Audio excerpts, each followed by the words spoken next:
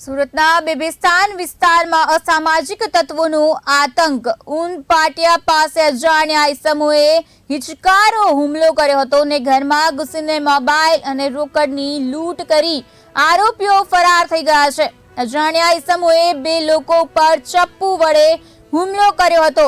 લૂંટ વિથ હુમલાની ઘટના અને સ્થાનિક પોલીસ સામે સવાલો ઉઠી રહ્યા છે। બંને ઇજાગ્રસ્તને સારવાર અર્થે હોસ્પિટલ ખસેડવામાં આવ્યા છે। અજાણ્યા ઈસમોને બે લોકોએ ચપ્પુ વડે હુમલો કર્યો છે। લૂંટ વિથ હુમલાની ઘટના સ્થાનિક પોલીસો ઉપર સવાલો ઉઠી રહ્યા છે। બંને ઇજાગ્રસ્તને સારવાર અર્થે હોસ્પિટલમાં ખસેડવામાં આવ્યા છે।